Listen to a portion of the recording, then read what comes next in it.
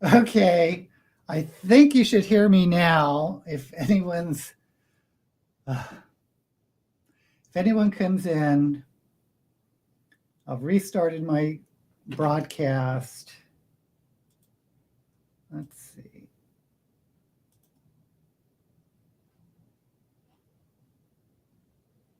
Okay, this one.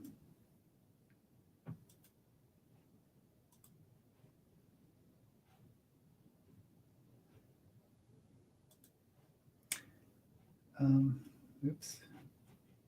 Okay, so, okay, hi, can you hear me? I really got to figure out how to, or I got to test these things before we start. That was weird. Okay, so, okay, now I'm all discombobulated. Hi, Cappuccino. Hi, Blue Black. And this is a Get Ready With Me, take 2, because I screwed up the sound system. Hi, Lynette. So yeah, I had to restart from scratch.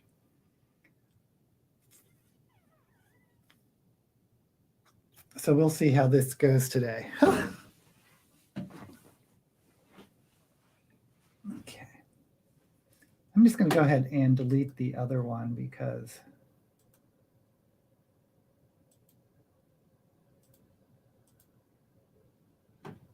just in case there's anyone on that other video, hopefully they know to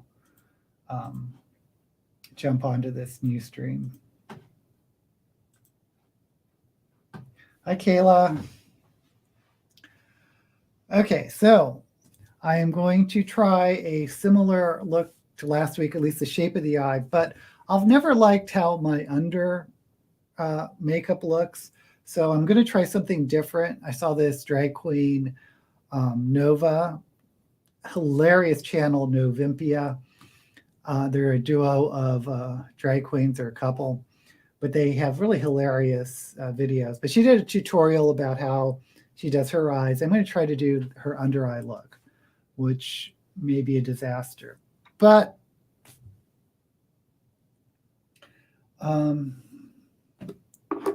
so glad you found this since I had to restart it because I'm an idiot and I don't know what I did. Frankly, I don't know what I did.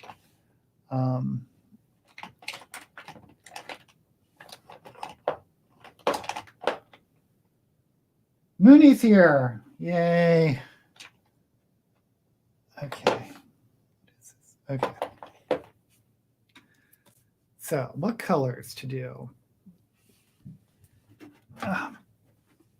Oh, I got some new products from Kimchi Beauty, who's a drag race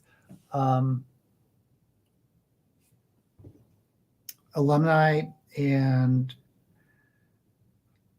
they're just like some sparkly stuff because it's a pain in the ass to put on glitter, and apparently this is on some type of glue base, and they're only like $10 each. And a lot of times stuff like this is like $20, plus it was on sale, plus I wanted to support an Asian brand. And actually, hold on.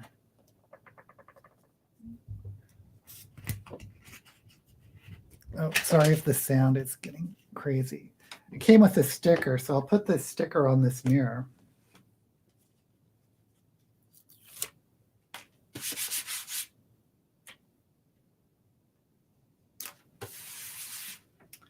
There we go. My little. Okay, anyway. Oh, happy Passover, Mooney. And it's late for you, too. I know it's really late. James. Oh, this is a very good friend of mine, James. Wow. We have a James on board. So we're just picking out my colors. Book update. I started reading Gideon the Ninth, and it was so good that I finished it. One of those books, sometimes when I read a book, about 60 to 70% in, I sort of pass that point of no return where I have to read the rest of it. But once in a while, I have a book where it's like that from the beginning. And that's how it was with Gideon the Ninth, which is a fantasy necromancer, lich type thing, but it's set in the future. So there's spaceships and I think it was described as like lesbian vampires or lesbian undead in space or something like that. So it sounded really silly, the description, but it's not. It's a humorous book, but it's not. It's pretty. It's told with a straight face. Is what I'm trying to say, I think.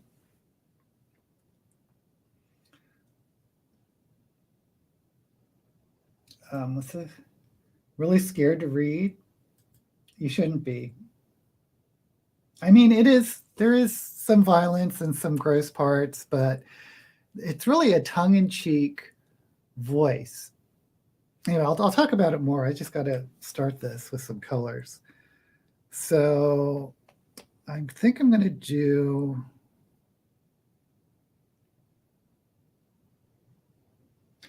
Lynette's going to put it on her wish list. I'll talk more about it in a second. I think I'm going to do blue. Yeah, I think I'm going to do blue today.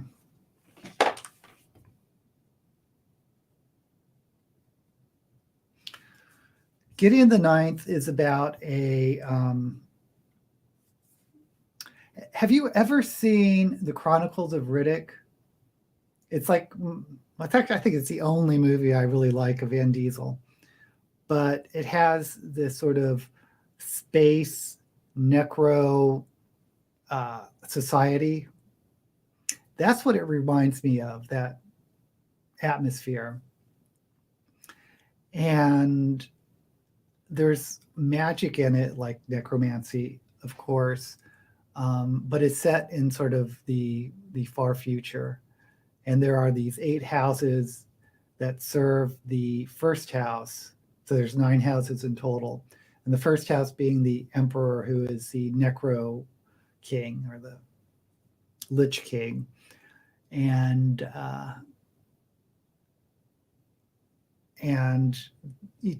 the lich king is served by these lieutenants that are like the super powerful under liches. And I'm making this sound so silly, and it really isn't.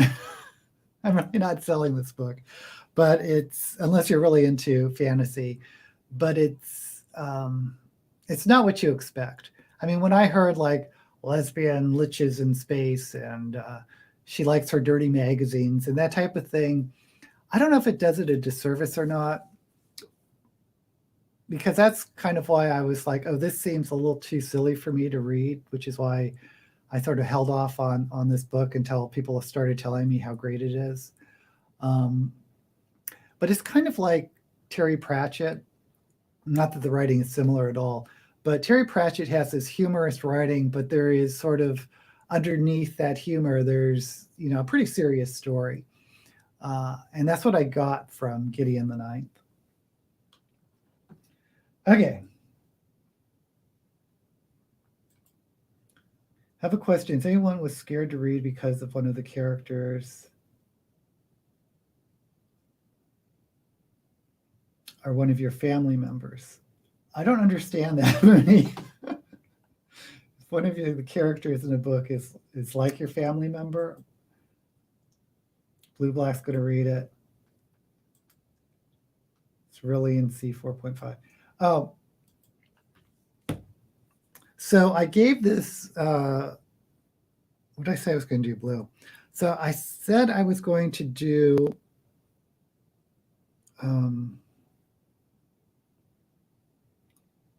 I rated the book 5 stars, but there is an issue I had with the writing. So it's really 4.5 stars, but on Goodreads, I was like thinking, am I giving too many 5-star reviews? Maybe I should just give it 4 stars, because I did have this one issue with it.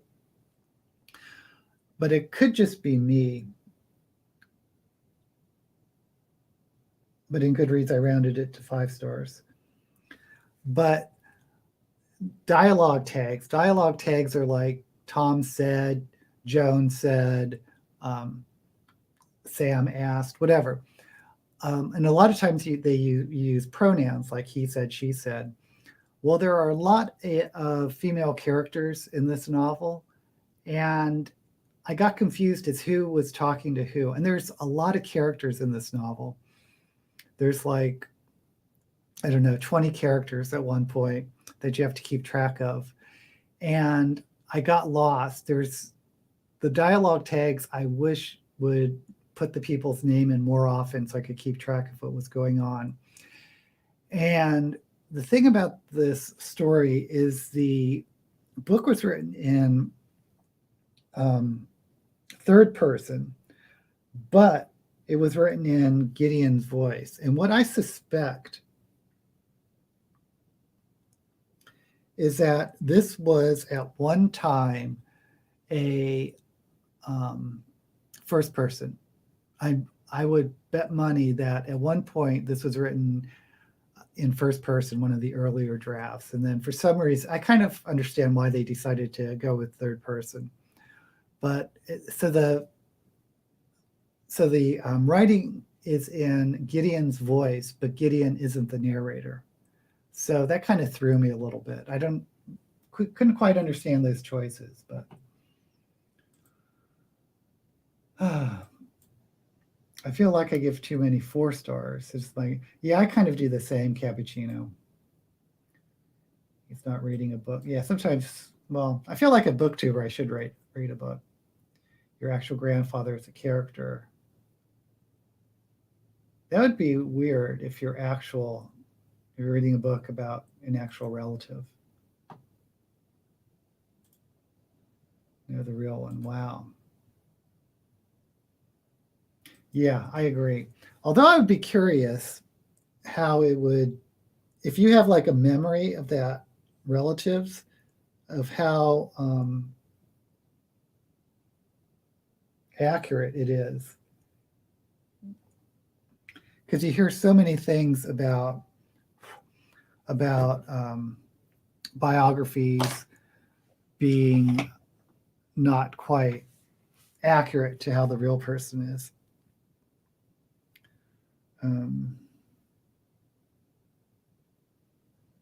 Is this blue showing up? I don't know if I like this blue.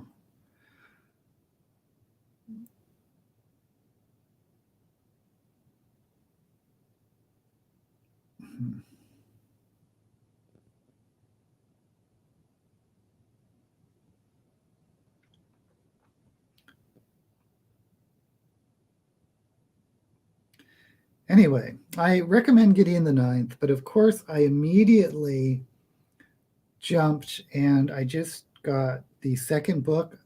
I'm kind of hoping this is a duology. Hera the Ninth.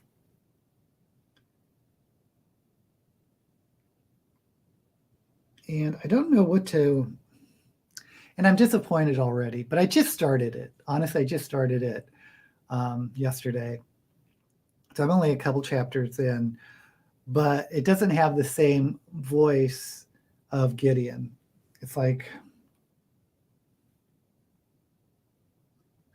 I really like the writing voice in Gideon, and but we'll see.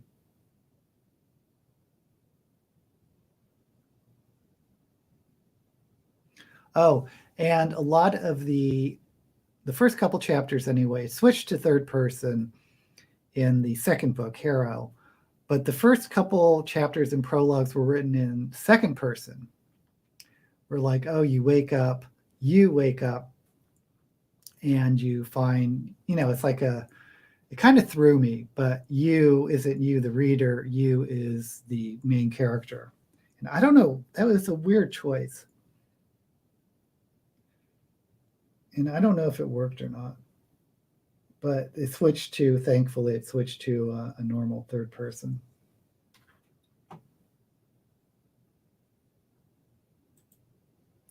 So yeah, go ahead and share it, Mooney. Many of my ancestors were convicts. Oh, many of your ancestors. Well, if you're from Australia or that part, you know, that's you're founded by criminals.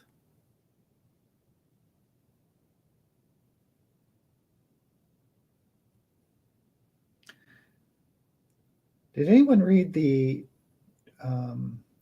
Naomi Novak's Tremere series? I just remember one of the books was written in, or was set in Australia during the colonial times.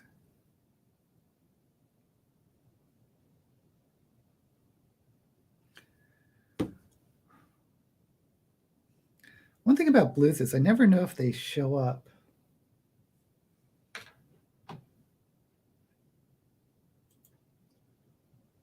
Sometimes briefly make history. Fifth season did that second person too. And oh yeah, maybe it did.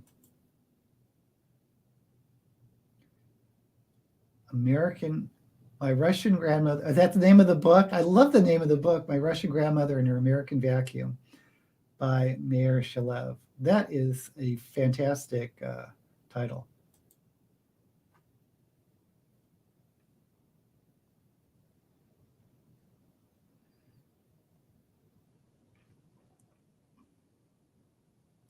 You never know if the blues really show up on camera.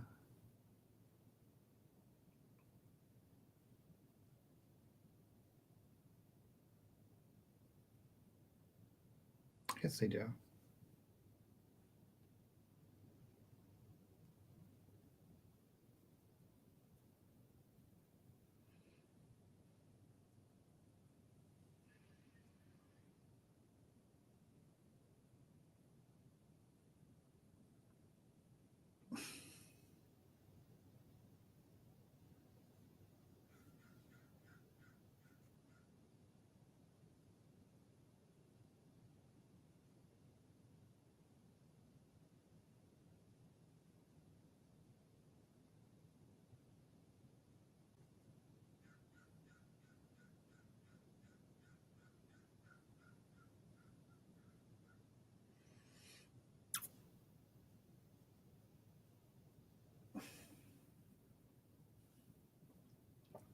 No, I don't know if I like those.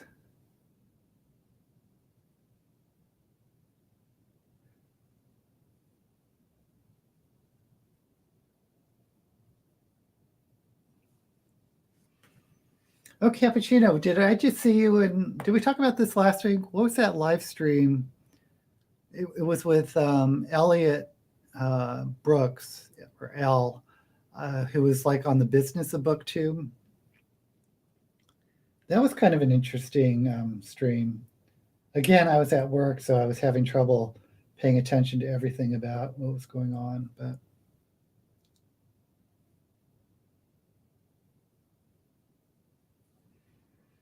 it doesn't really apply to me, of course, because I'm not monetized on Booktube. But if I ever do, it was kind of interesting.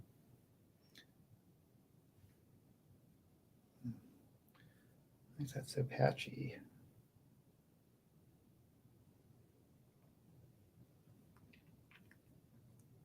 Although I did get a boost this week in subscribers because I don't know if you've heard of FaeCrate, FAE Crate, because they were on Twitter and they said, oh, if you're interested in being a sponsor, or not a sponsor, but if you're interested in having us sponsor you, put your channel down below in this tweet. So I just put my channel in.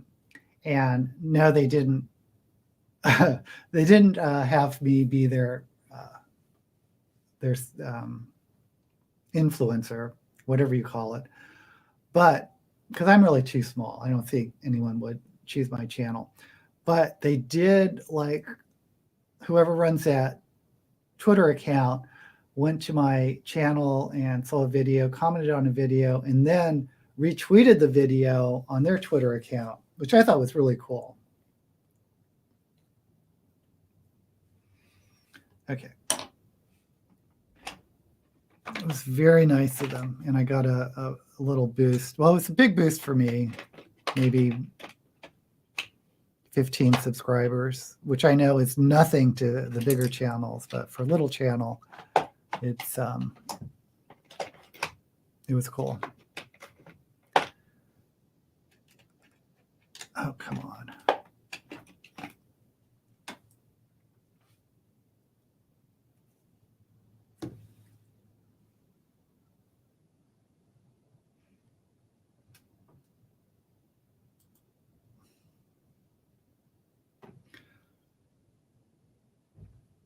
Oh, you know, I think I looked at your channel, Cappuccino, and I thought it was more of a craft channel.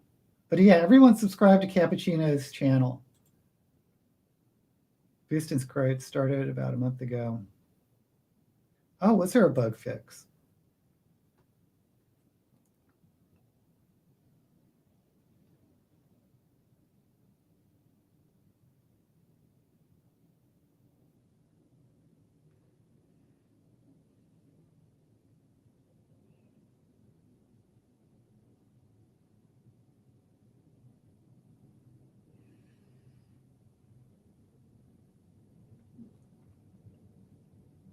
I just assume that I'm just not very interesting to people. That's why my channel hasn't grown. I mean, I'm interesting to some people, but not to obviously, because you guys are here, but to a more general audience. You know, and I get it. I'm not, they would have one of those scintillating personalities that some of the more popular booktubers have.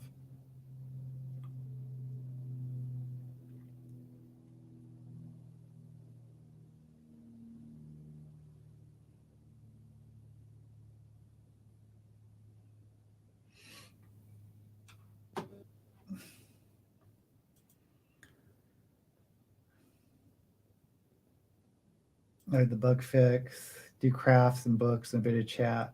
Crafts are the first topic. Beating around the books. Just found your channel recently. Really enjoyed. Could do better tag. Oh, thank you.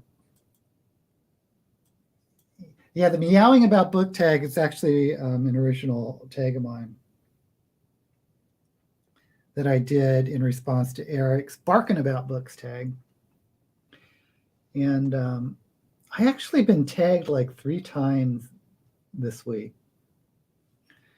And I have a 20 questions tag that I've edited, but I'll probably put it up in a couple weeks. Because this week I got to put up, what I'm filming today, if you're interested, is Shelve It or Shove It. And I was going to do another booktuber reaction video. And I've been really obsessed with Jess Owens, who does her book community videos, which I think are really unique on Booktube because it's almost like a news report.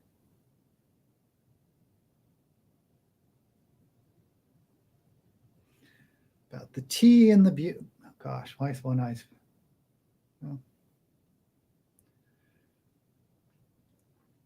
It's like gossip or tea in the bookish community world. It's not really booktuber gossip. It's like the publishing industry and agents and that type of thing.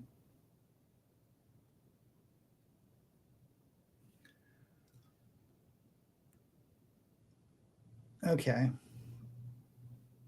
Can you guys see the blue?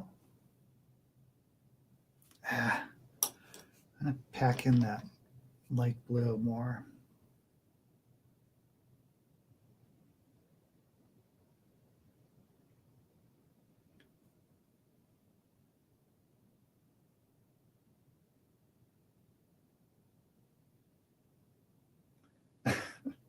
You saw this in person, it is really heavy, but I know on camera it looks different.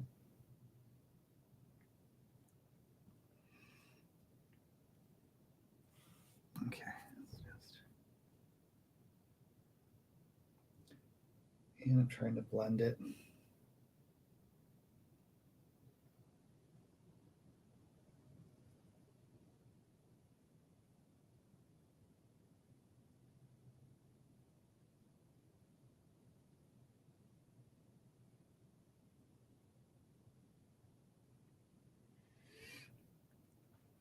So I guess next week I'll try to catch up on those tag videos. Then I have like these, I did a couple individual book reviews that I haven't posted yet either.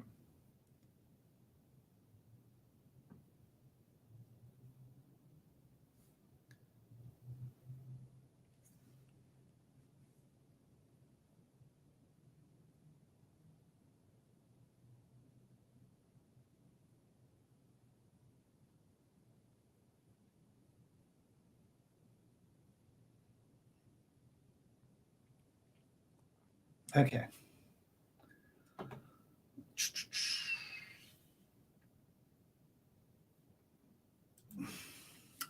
Mooney usually watches small channels. Yay.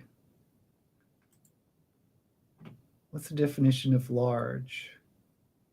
In my corner, anyone over 1K is already large. Haha. Well, that's a good question. Actually, the sizes of subscribers doesn't mean that much. Well, it means something, but a large channel, I think the number of views you get on your videos, that's what really differentiates you. And of course, there's a correlation between number of subscriber and number of views on a video. Like my videos are usually around 100 people, give or take, per video. And I've never had like a breakout video or anything like that. So I think anyone that gets over 1,000 views per video, no matter what their subscriber count is a big channel. So I don't know. What do you guys think? Because I have, how many subscribers? I have like 1,700, but again, I only get like 100 views per video. And I know some people that have much smaller subscriber count than me get like 300, 400, 500 views a video. So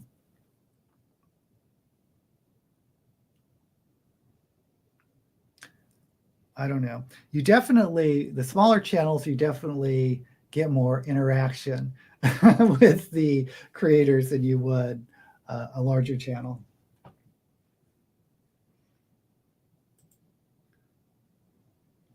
Yeah, the super large channel on Booktube is like, I want to say 300,000, which is huge.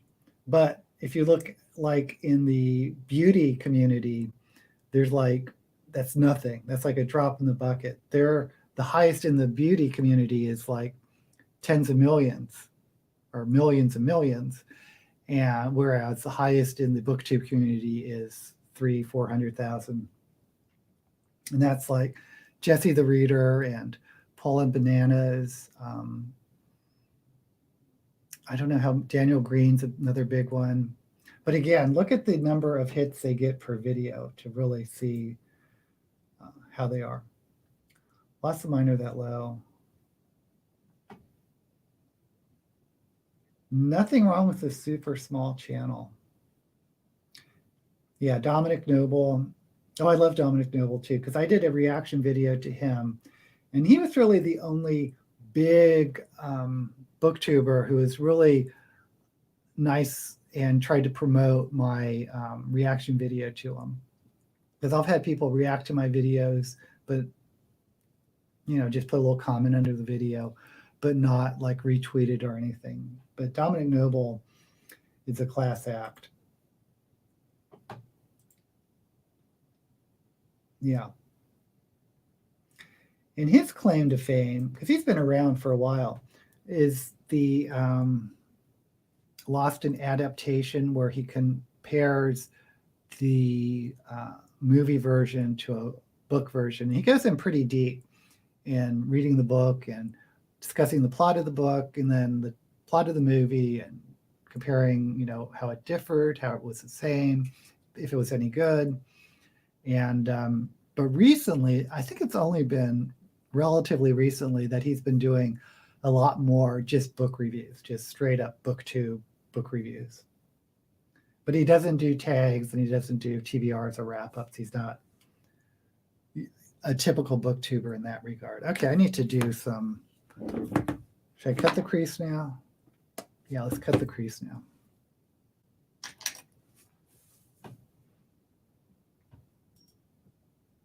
Dominic Noble. Like being... Just do it for some fun in the interaction. I really want to make a YouTube channel, but I'm so uncomfortable in front of the camera. Me too. Look at my earlier videos. Oh, check out Dominic Noble beating around the books. He's really a cool guy. Instagram.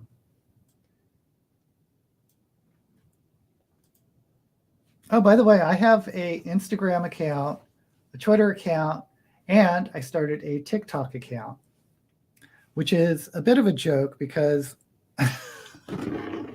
I don't use TikTok, but I've been posting videos. Actually, let me see if I can show you. But I've been posting videos to TikTok just to see what would happen. But I have the same trouble with TikTok as I did with Twitter, insofar that I don't understand if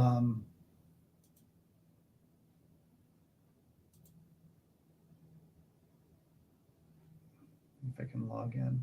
Come on, log in. Okay.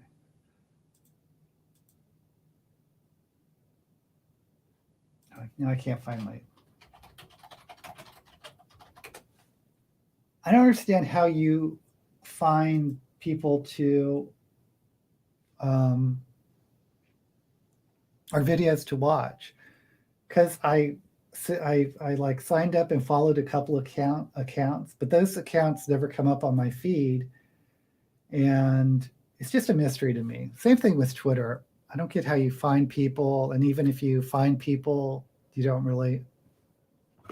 I don't know. I'm not making any sense. It's just, I think I'm just too old to appreciate it, but I'm not too old to try to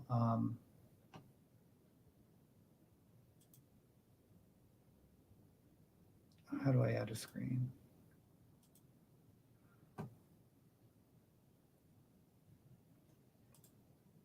To like post a video, even though I have no idea what I'm doing.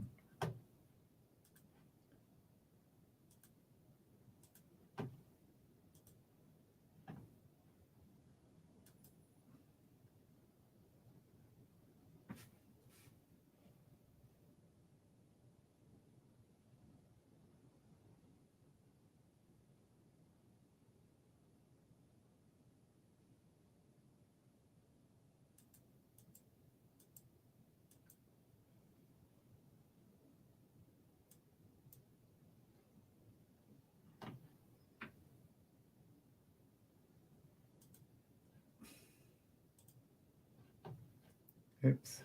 Okay. So TikTok.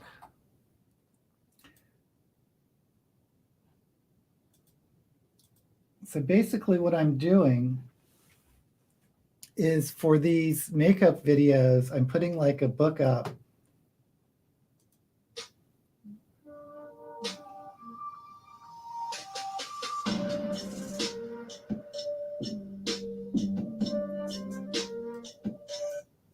So that's it. That's basically my TikTok videos. And then I cut some of these from my skit video. So I don't know what I'm doing. I'm just trying it out. But it's kind of hypocritical that I'm doing it because I don't even use TikTok.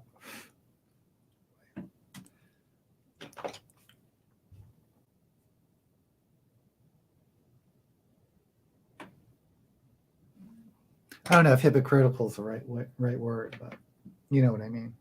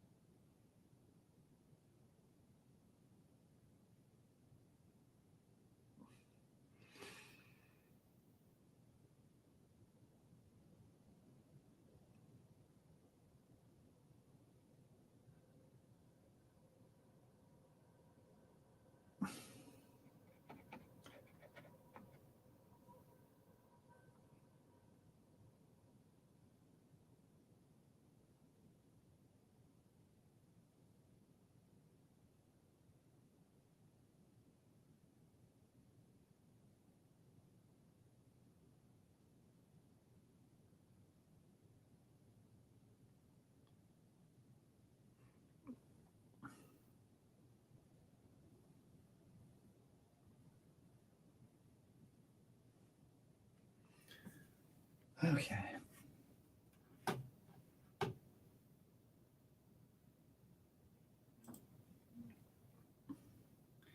Yeah, editing's fun. Yeah, please join my TikTok if you do. Hey, Fit to be Read. How are you doing? Hate to be late. Went to a book sale. I think I'd get 2 books, 100 books of. You did not buy 100 books. That is too many. Marshma, hey. Yeah, it's been a while. Thanks for joining me. By the way, Fit to be Read's a new booktuber, so please join his channel. Oh, Haldeman. He wrote The Forever War. Am I thinking the right person?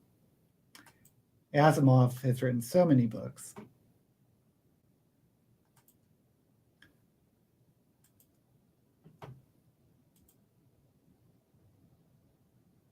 OMG Forever. A lot of the Foundation Ender series were duplicates to give away. Oh, well, if you're going to give them away. Okay, well, you're just joining me as I am cutting my crease.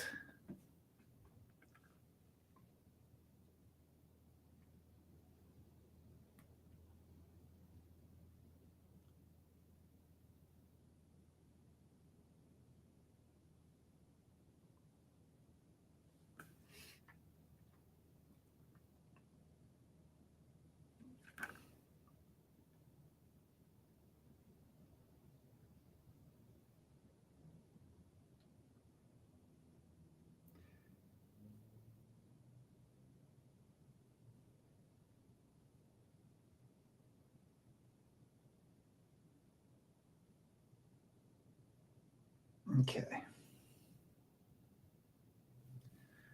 Now I'm going to set it with white.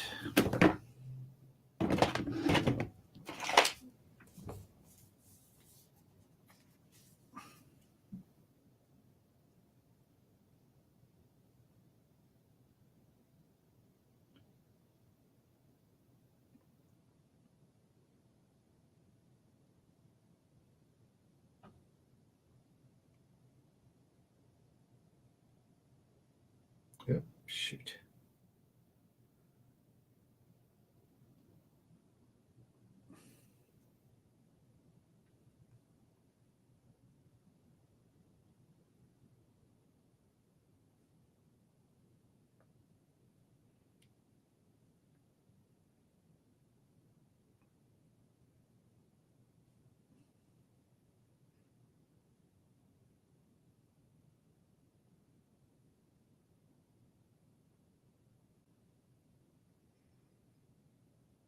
Okay. So start putting on the black.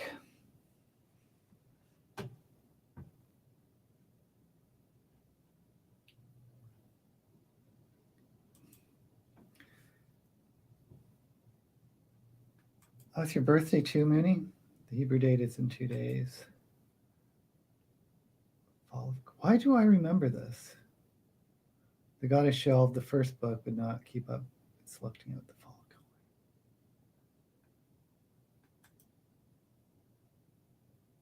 color. My brain is blanking on the fall of Coley.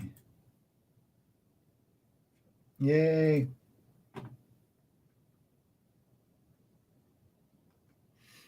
I love N.K. Jameson. The 5th season is sort of a big thing to take on. But I'm really interested in her.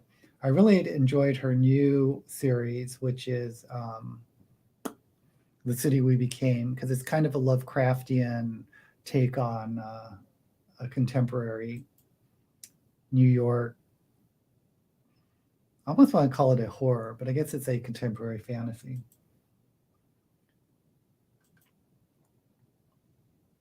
Oh, you're so young. Yikes, Mooney. I thought you were older. I mean, that's a compliment. You seem more mature.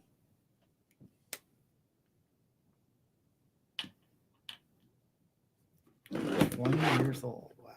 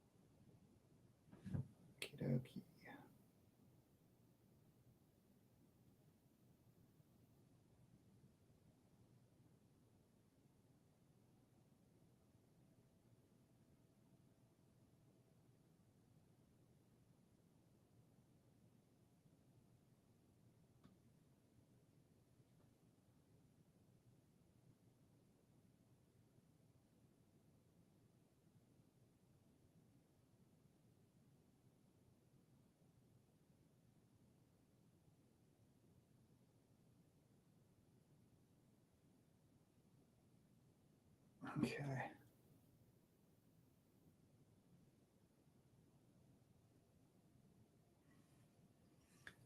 So let's fill in the black.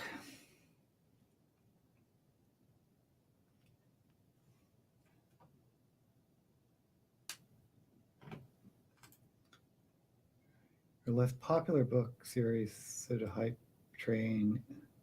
Talking about N.K. Jemisin. You're around the age of my dad.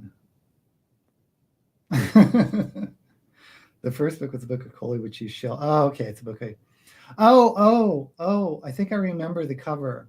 The I haven't read Davy. I've read Day of the Triffids. John Windham is a older British writer. By older, I mean his stuff came out in the 50s, 60s, maybe, or earlier. And he's the one that wrote The Midwich Cuckoos, which is what Children of the Damned was based on, the old black and white movie with George Sanders. But Midwich Cuckoo is probably my favorite book of his. But the other one is Day of the Triffids. What else did he write? I have another book on my shelf and I forget the name of it.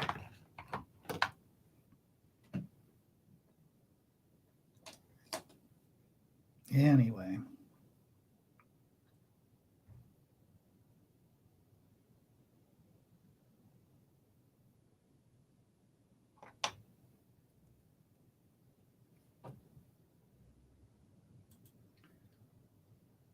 My first NK, yeah. Cappuccino. Loved it. It was 5th season. It takes a bit of trust and patience in the beginning, but trust or Jemisin.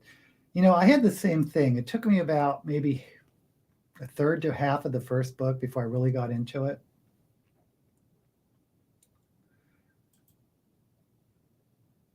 Beating around, yeah, I definitely. And that trilogy is the only one that has ever won. Every book in that trilogy has won a Hugo Award, which is insane.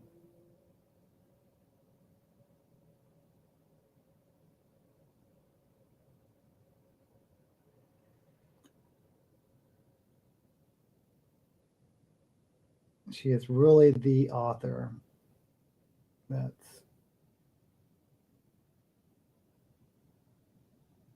going to go places or has gone places.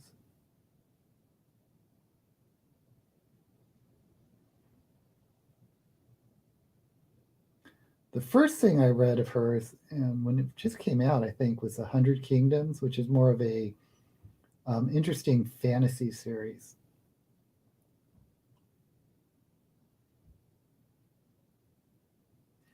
Sort of a high concept fantasy series with like immortal gods and whatnot.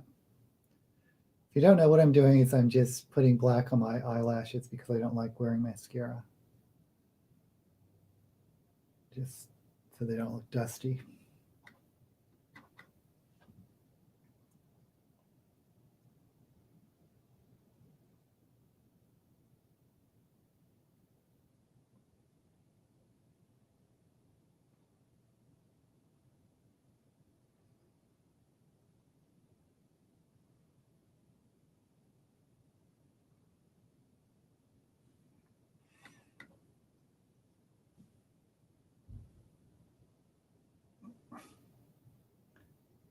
But The City We Became is a much more accessible book writing-wise. Very easy to get into, which is why I was surprised about it. It's like a big departure from. It's kind of interesting. Every series she does, it's like totally different than the previous one she did.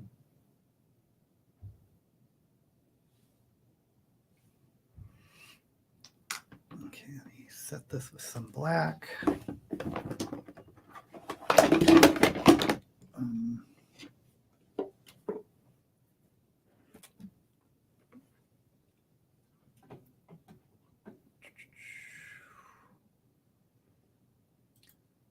Coley said, in hundreds of years of future, where plants and animals had turned against people and everyone. Oh, that is very Day of the Triffids. Oh, fit to be read. Thank you for arts. Thank your 7-year-old. Without the wig, though. Things don't come together until the eyelashes go on. I'm really not.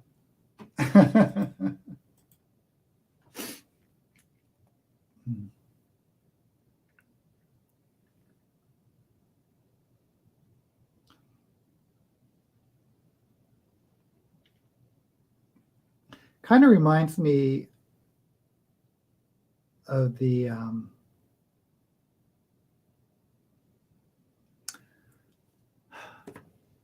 Hollow Kingdom, where instead of where everyone turns into zombies except for the animals, and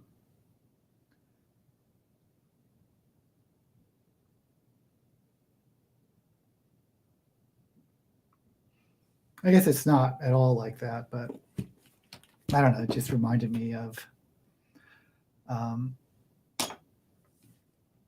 Hollow Kingdom. Okay, so this is where I'm going to experiment. I've never done this before. I'm going to try the Nova method of doing the eyelash or under eyes, and she only does black like a third of the way.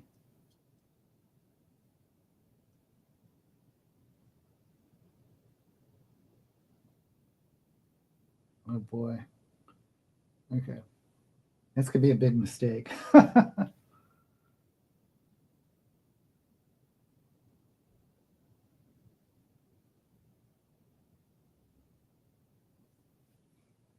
Okay. And then it takes white and goes all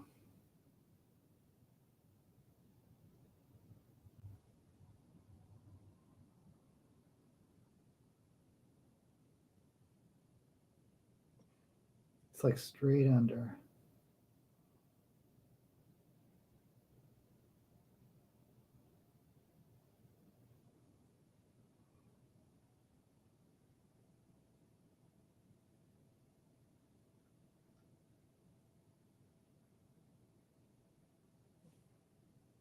Okay. Let's see.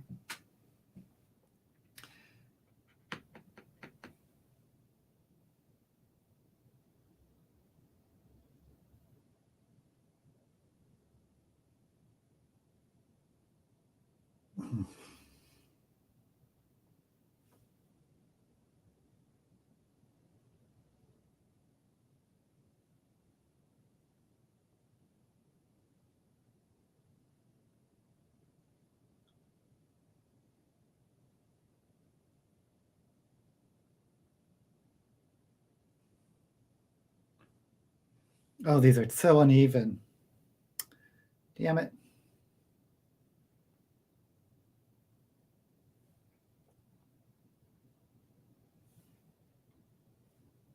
See, this one, the white comes way more than it should have. Can I fix that?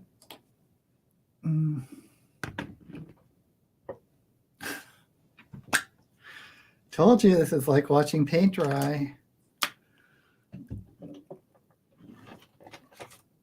Can this be fixed?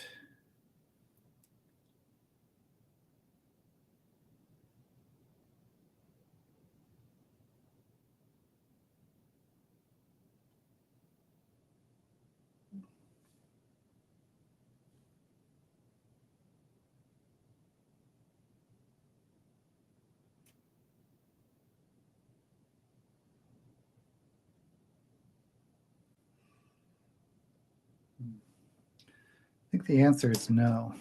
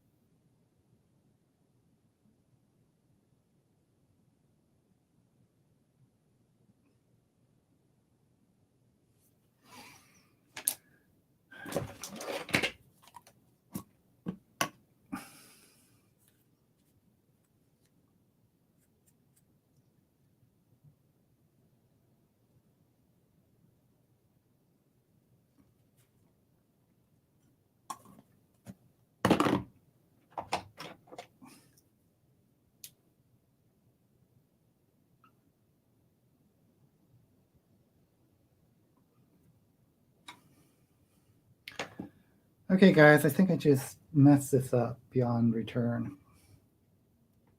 But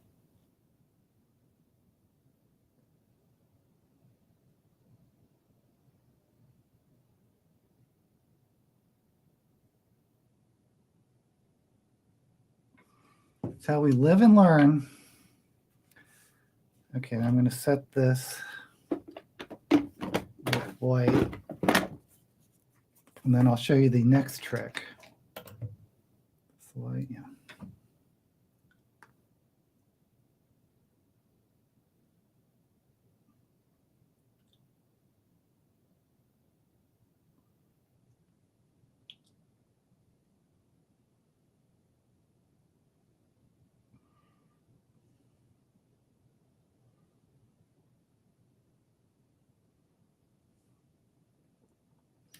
And the next trick is to take a sort of transition color between the white and the black, but Nova uses like a totally different color than what's on the top.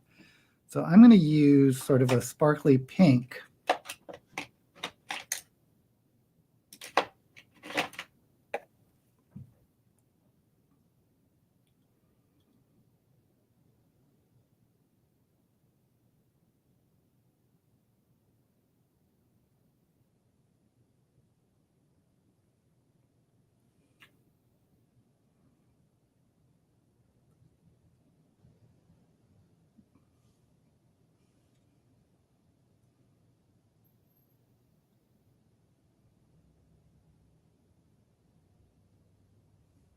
So it goes to black to pink. Oh, look at this. Black to pink to white.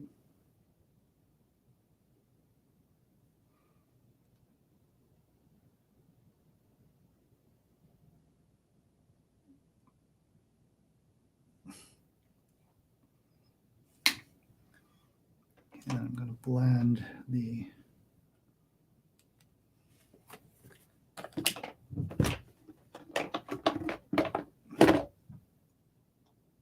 Can you guys see this? Can you even see it on screen?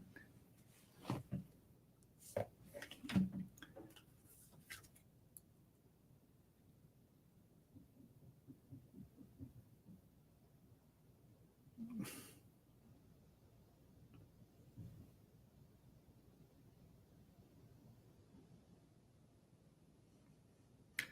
I'm trying to blend the white with the pink now.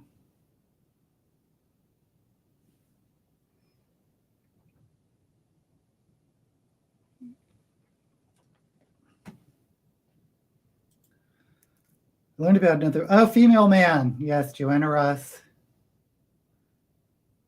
I'm sure that's not the only cover. But yeah, that's the cover that is kind of hilarious for that. For NF, what's NF? Oh, hey, Dane Reeds. My other half is on her way over a bit and liked your TikTok as well. Oh, great. Solace, by the way, is Gail Carriger's Steampunk, which is my favorite steampunk author. Not that I read a ton of steampunk, but she's actually the only one I like because a couple others I've read that I didn't like so much. Beating, such a mood reader. I can't do with these strict rules. Mood reader too. I've read 8 nonfictions this year, 1 NF for each 3 books. It's working for me. Someone remind me what NF stands for.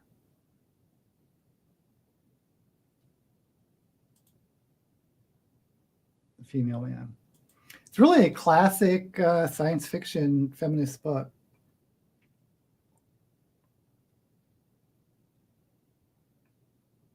I feel like it needs pink on the top. If I do pink on the bottom, I don't know.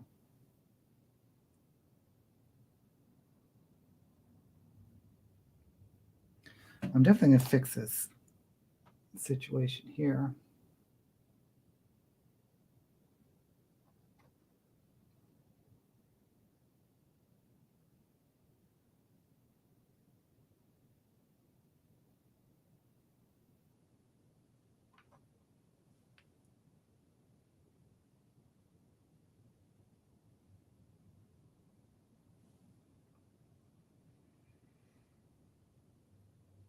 I'm just going to let it go.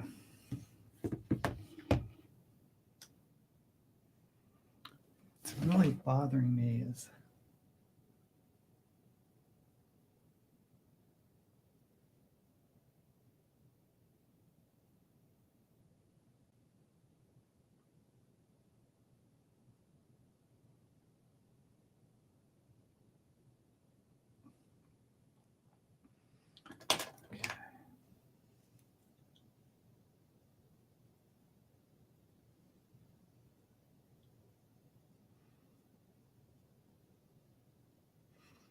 I'm fixing this little patch that I did, that trying to fix something else in my makeup that you guys probably can't even see, but I can see it. It's driving me nuts.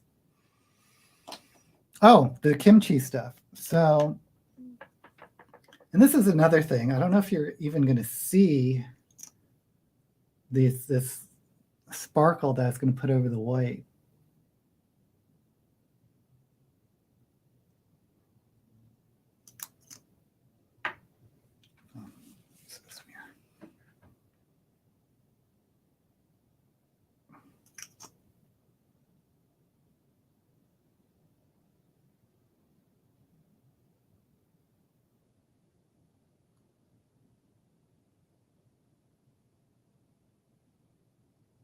I have to say it's easy to put on.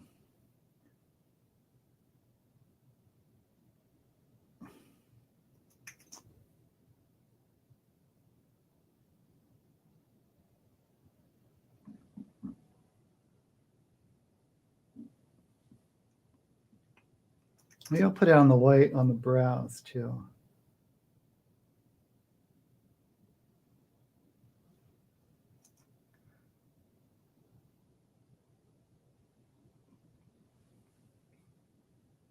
Can you even see it?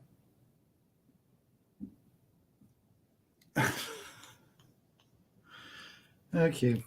Okie dokie. Oh, NF nonfiction, duh. Duh. One of the name beating around the books. Yep. The history of Wonder Woman. Huh. Yeah, that'd be interesting. Oh my gosh. Can we talk about James Tiptree Jr.? James Tiptree Jr. was a science fiction author in the 50s, 60s, 70s, and was considered a man's man. I think Robert Silverberg and some other writers, because it was obviously was a pseudonym, and no one knew who the actual person was. And some, of course, male science fiction writers say, well, it of course can't be a woman. Well, it turns out that James Tiptree Jr. was a woman, and just sort of freaked a lot of some people in the science fiction community out. I haven't actually read much of James Tiptree Jr. I'm pretty sure I've read short stories. I've talked about Harlan Ellison's Dangerous Vision. If you're interested in having a sample of different science fiction writers from the classic era, check out Dangerous Visions, and again, Dangerous Visions by Harlan Ellison, because it has every big name. Even Kurt Vonnegut wrote for it.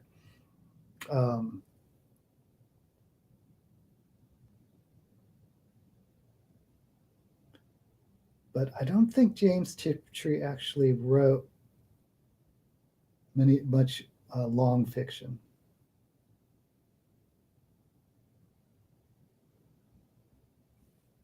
But if I'm wrong, please let me know. Oh, and then there's like a tragedy at the end. Didn't she was involved like in a murder-suicide pact with her husband?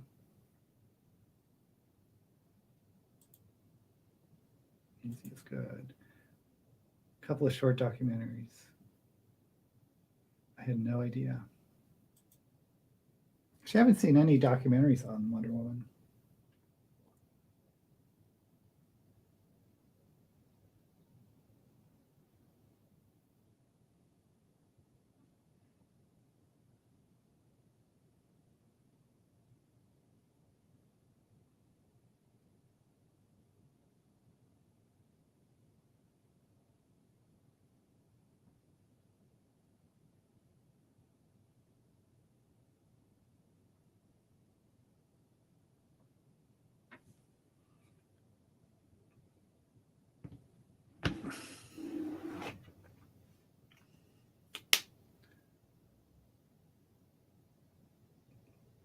Okay.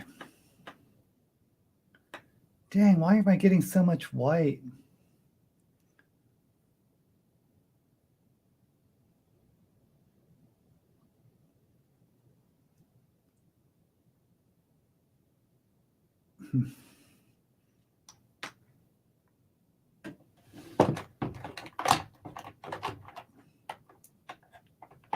What happened?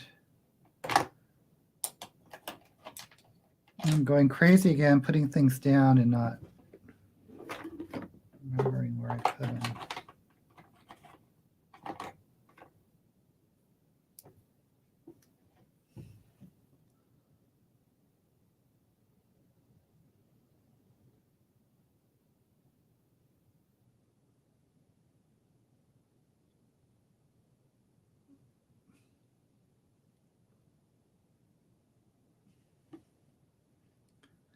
Drawing little points.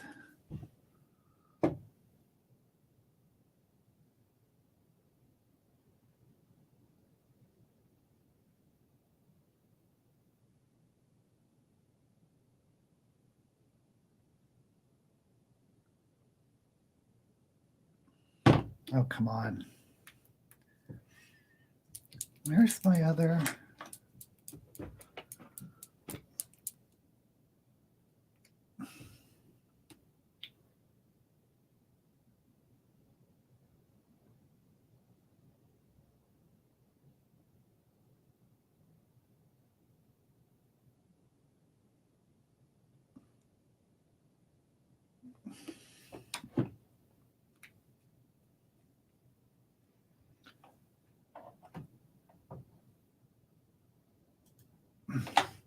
I think it's supposed to be a suicide pact. She shot her husband, who I think was blind, and then killed herself. Yeah, yeah. And they were quite old. This wasn't like in their 20s or something. It's like in their 60s, 70s.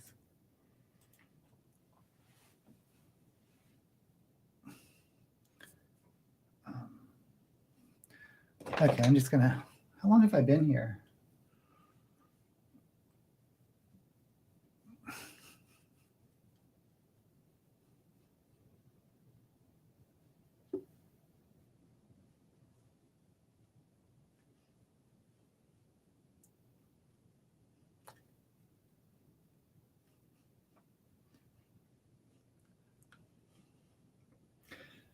I don't think this is my best makeup, but I am kind of interested in these eyes. So I'm going to see how they look in once if I do a video with them.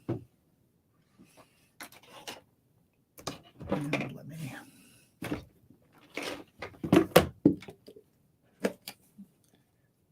a little.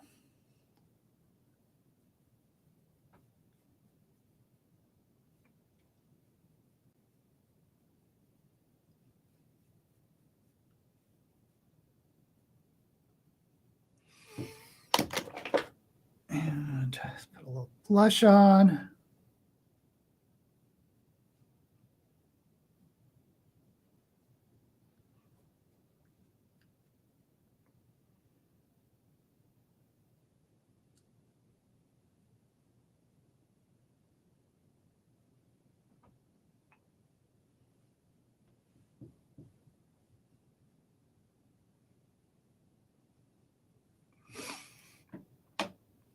And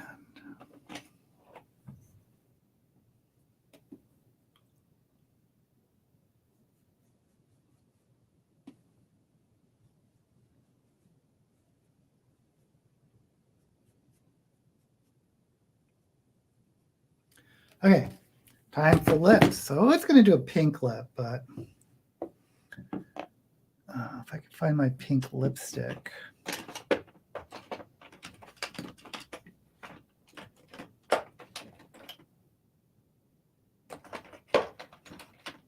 Yeah, here it is. And then I was going to outline.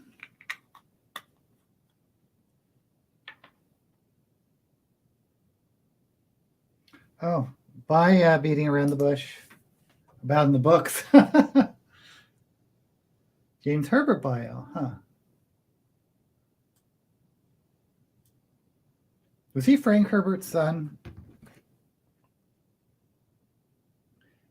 You know, I could get it. I might get him mixed up with. Get those Herberts mixed up a lot. But if Frank Herbert, the horror writer, I think I remember in the 80s reading a book about bugs. And because I remember the bugs would like come together in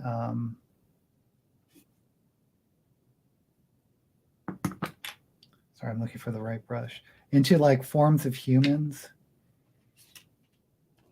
and could ambulate, and they had like a hive mind. And I thought it was the son of Frank Herbert that wrote that.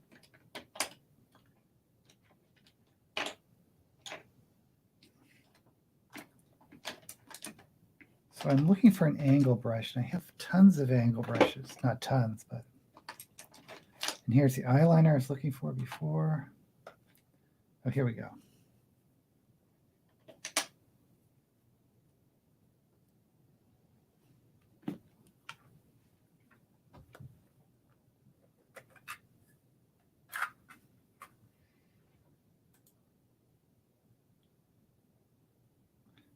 Yes, have a great week beating. Don't like bugs.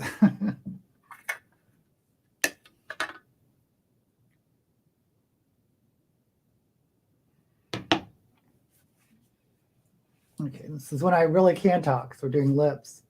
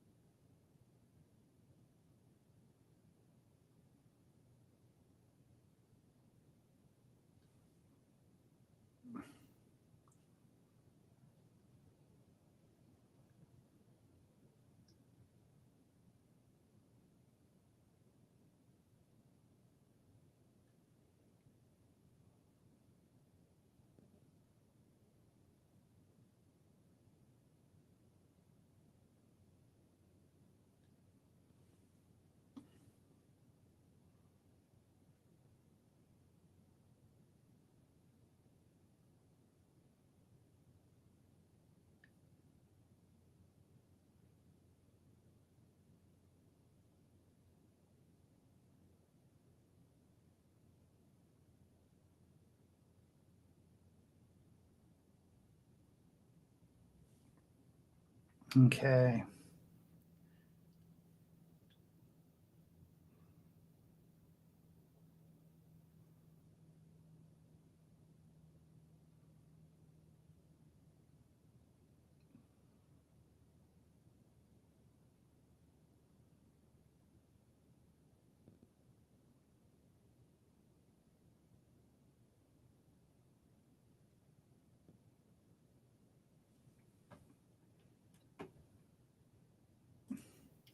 think the bug book was probably James Herbert, but he was no Frank Herbert's son. Interesting.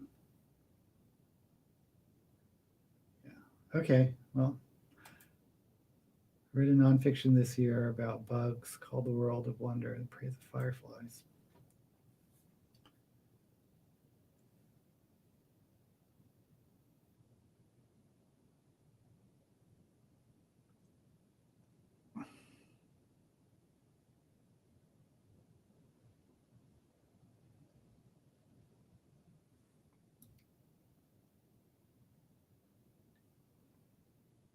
Okay, so pink over this brown.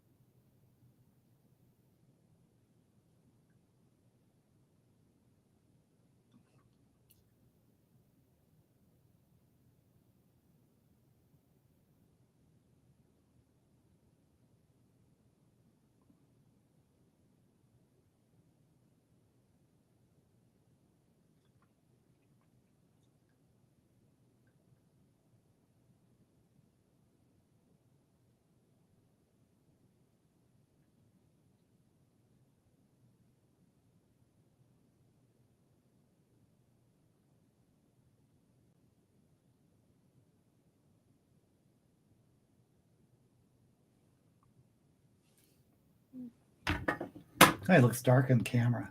Okay. Yep.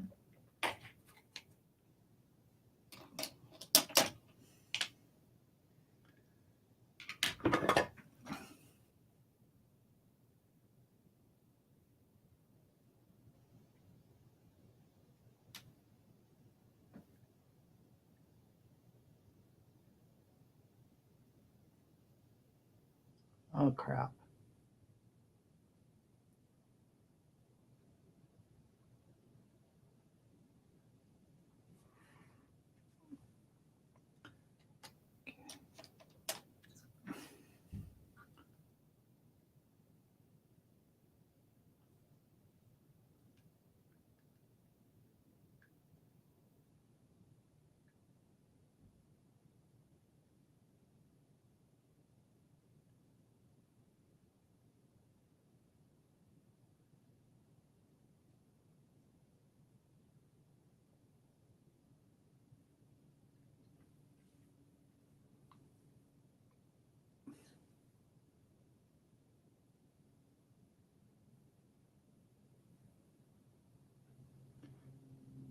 Hey, sorry I'm not talking, I'm doing my lips.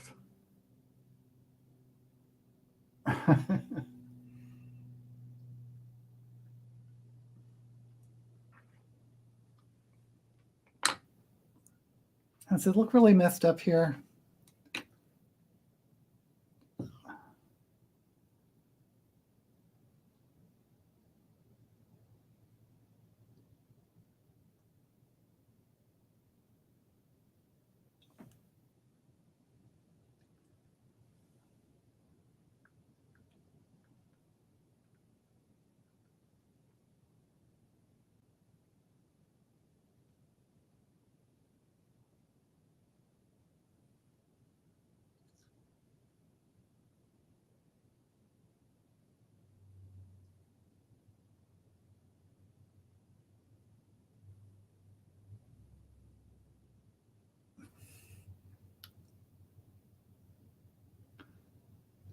I hate doing lips. They look at all even. Okay, I'll mess with it later, but where's that other? I have this kimchi topper. See how that looks.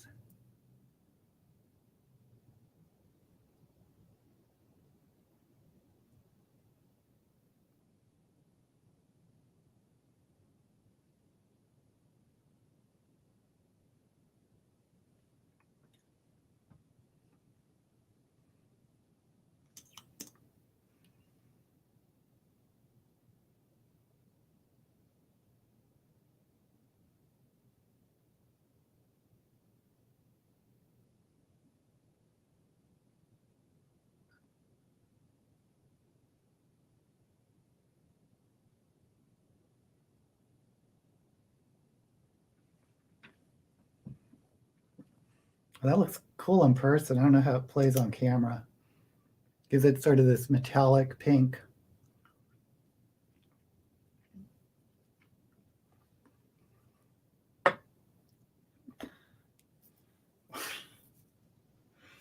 Okay. Oh, yeah, thank you, Blue Black. Well, it's not a get ready with me video if I don't freak out at least once. Sound of the wild snail eating. One who wrote spent months paralyzed and she watched a snail and yipes. 3 books currently. One of them just started today and really enjoy it, called Off to be a Wizard. Off to be a wizard. Oh, the fit leaf. A little slow on the uptake, but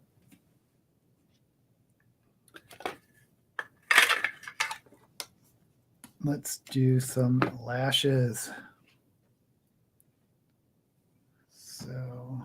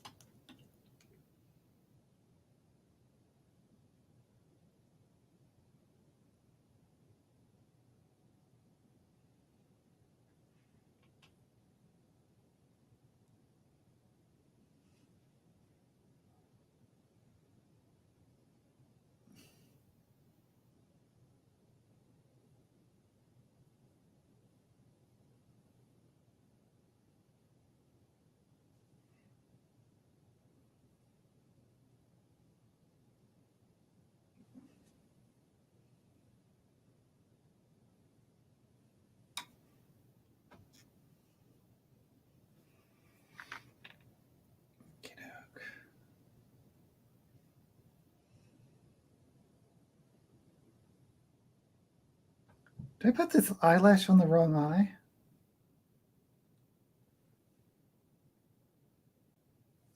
Hold on. I think I'm mixing up my eyelashes. Yep, I did. Holy smokes.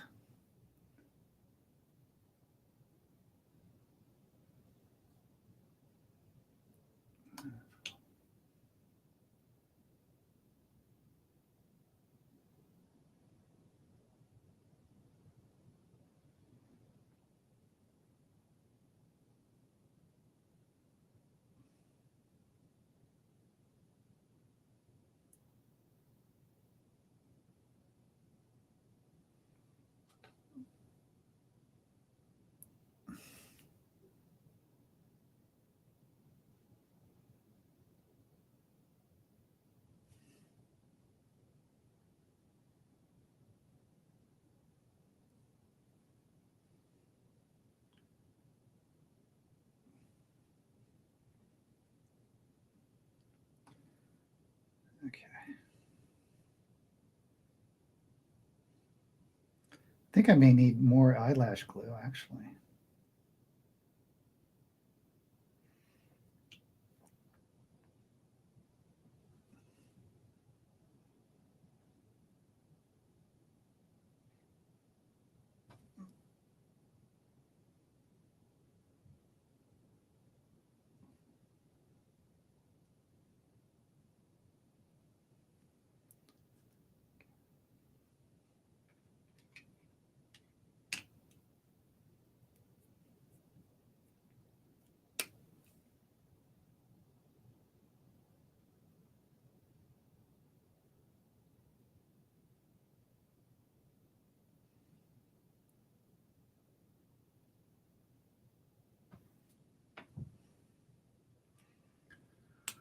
Oh boy, sorry about that.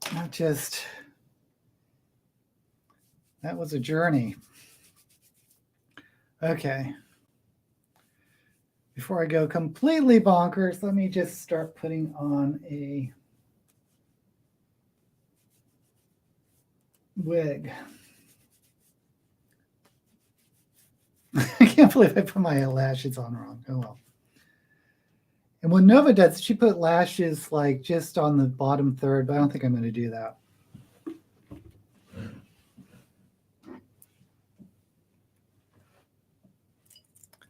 I am, however, going to put on some lovely, lovely gloves.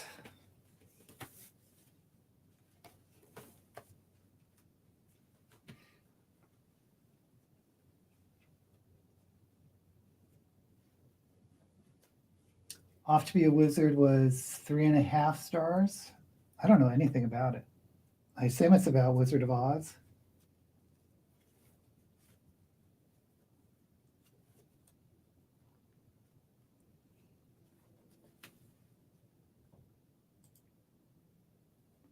Prophet's difficult writing style or difficult emotional.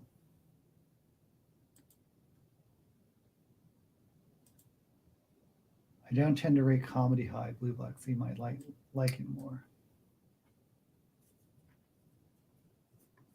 I like a good comic book. Just haven't read one in a while. And by the way, Gideon the Ninth, I wouldn't call a comedy. Oh boy.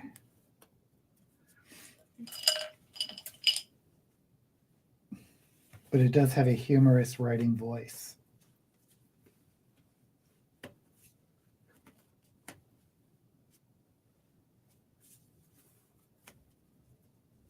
Oh, these gloves have so many holes in them.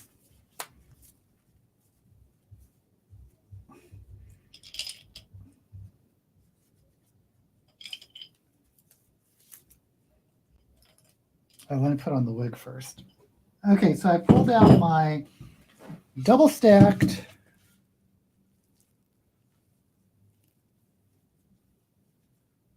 monster wig.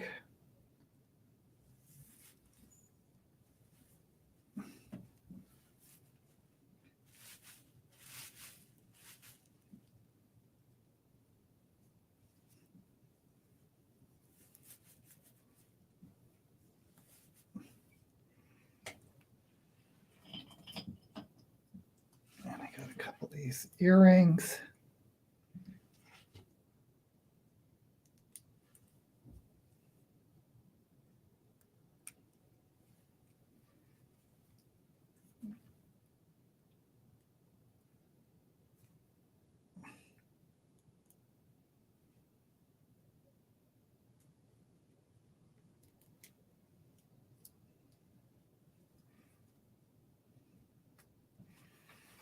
Okay, so this is the final look.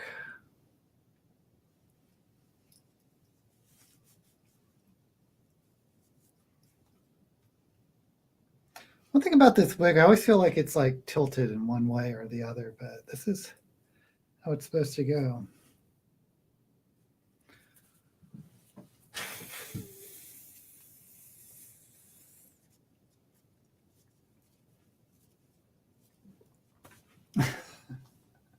This wig is so big. Oh my God.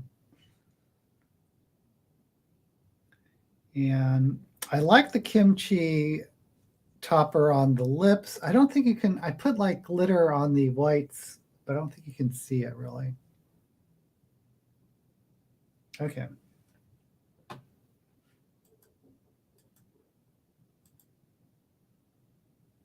Yeah, that's true, Cappuccino. It's very personal. Oh, thank you, Blue Black. If you like today's makeup. Thank you. Yeah, I like how this under eye situation. So I'll probably try it again next week. We'll see if I can get it close up.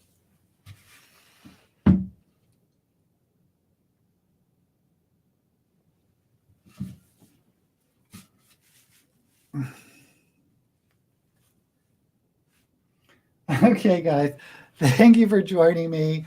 And like I said, it's not a get ready with me if I don't freak out at least one time or more. And yeah, now that I'm seeing it all put together, I don't think it looks bad.